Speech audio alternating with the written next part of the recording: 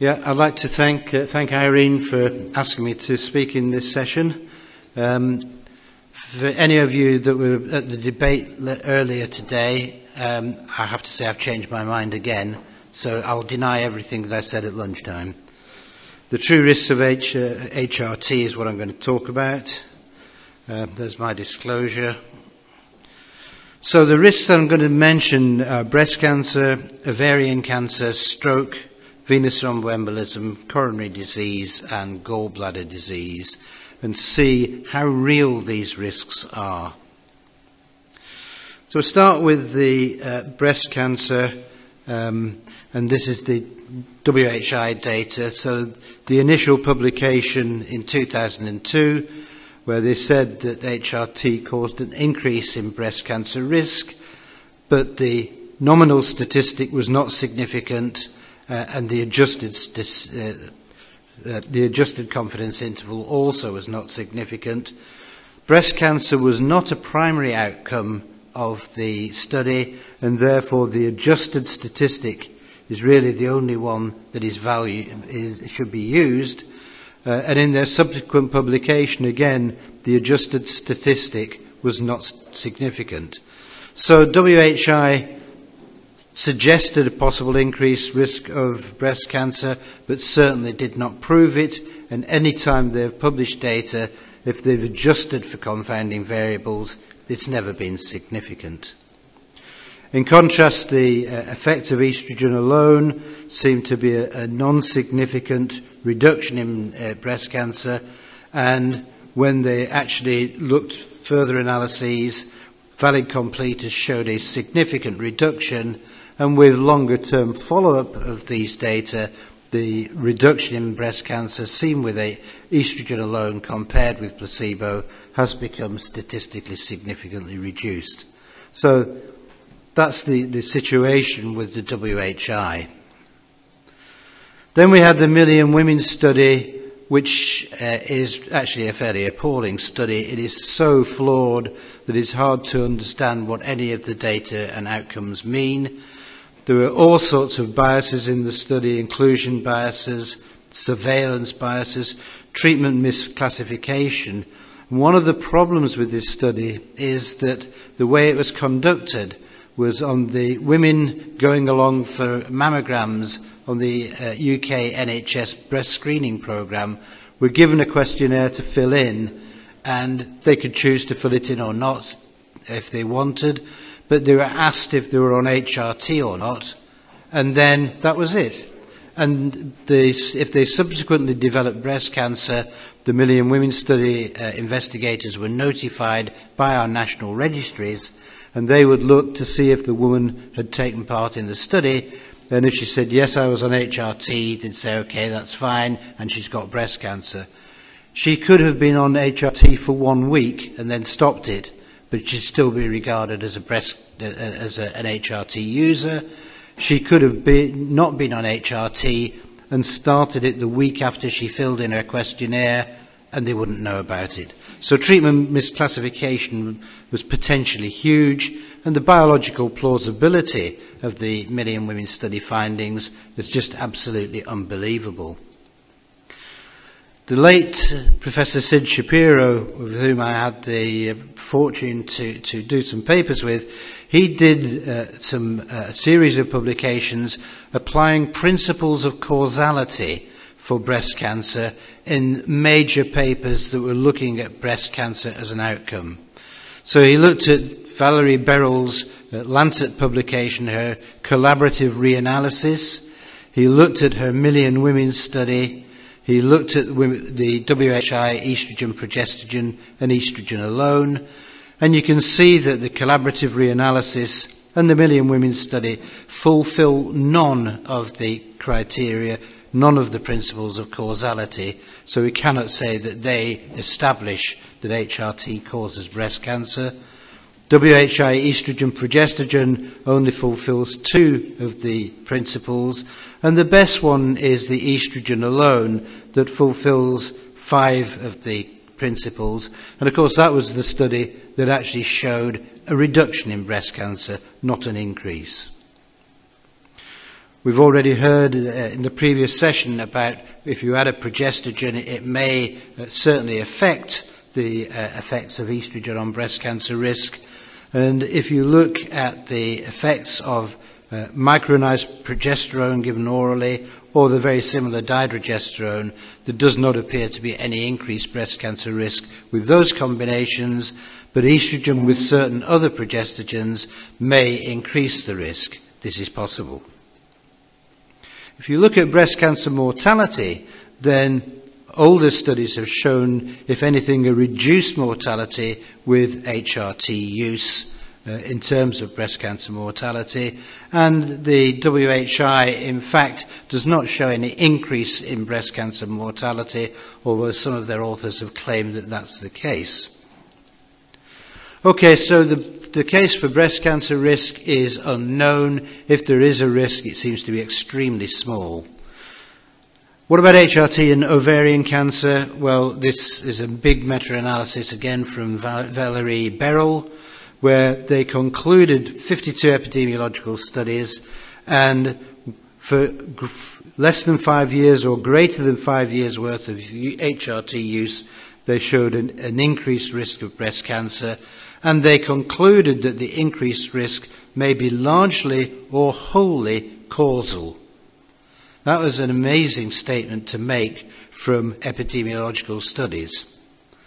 And again, Sid Shapiro looked at this and looked at principles of causation and quite rightly pointed out that they violated time order in that undiagnosed ovarian cancer probably caused the patients to go onto HRT and not the reverse, because symptoms of early ovarian cancer can mimic symptoms of estrogen deficiency, and so these women will be more likely to be put onto HRT use.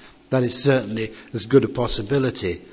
More importantly, he concluded that the findings of Beryl's meta-analysis did not satisfy these criteria that are needed for causality, and the meta-analysis did not establish that current or recent HRT use causes ovarian cancer. So again, we just don't know.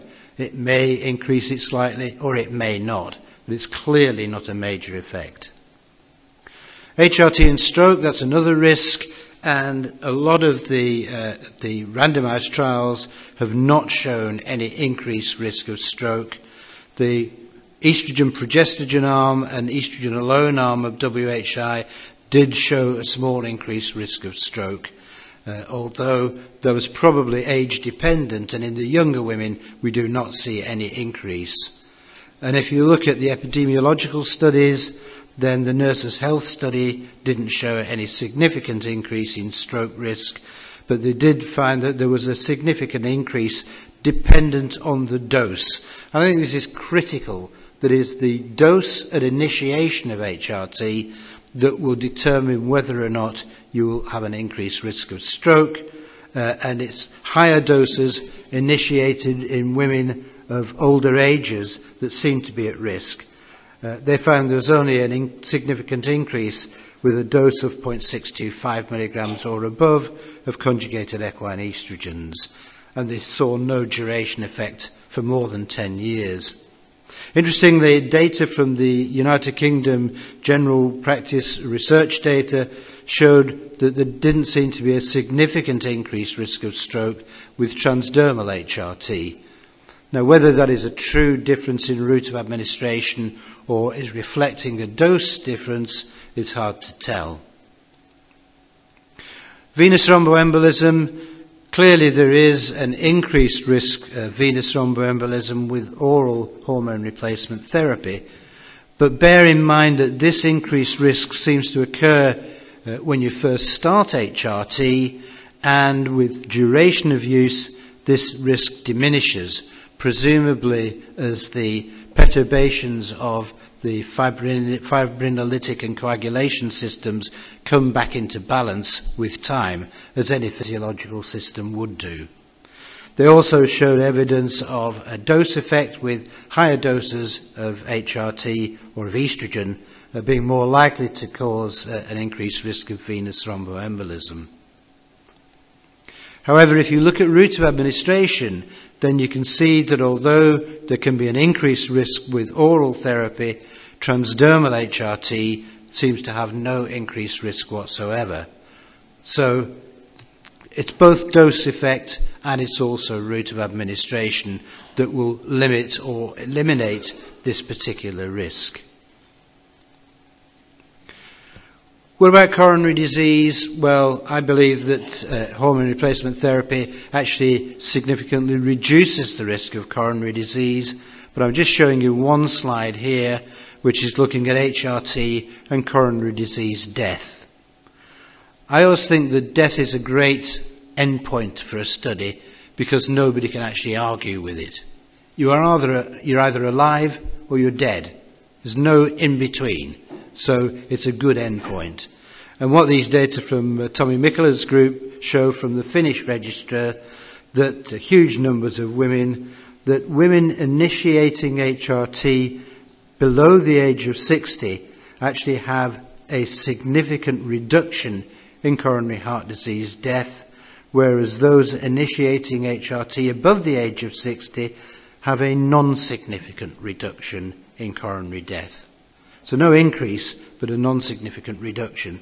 And I think that this really sums up the current position with HRT and coronary heart disease safety, that it is not only safe, but it is in fact beneficial. Finally, gallbladder disease, something that we need to look at.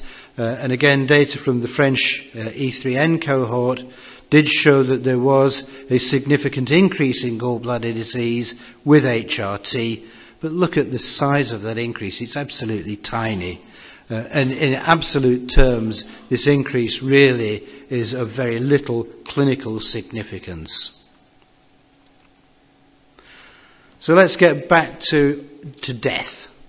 All-cause mortality. And this is a Cochrane review that was published a couple of years ago, looking at randomized clinical trials of HRT versus either a placebo or no treatment, but they're all randomized trials, whether they are double-blind or open-labeled.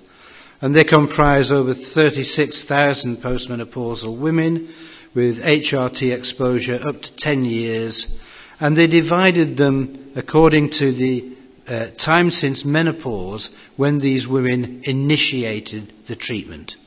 So for women initiating the HRT within 10 years of the onset of menopause, there was a significant reduction in all-cause mortality, whereas women initiating the HRT beyond 10 years post-menopause, there was no significant reduction.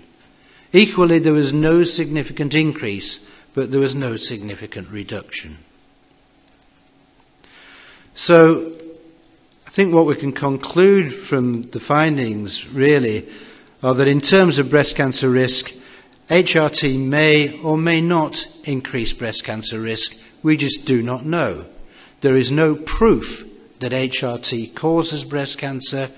There is some evidence that it may, under certain circumstances, increase the risk of diagnosis of breast cancer, but the magnitude of that increased risk is extremely small, and that should be borne in mind. It really is very, very small. HRT may or may not increase the risk of ovarian cancer, and at the present time we have no way of knowing whether it does or it doesn't.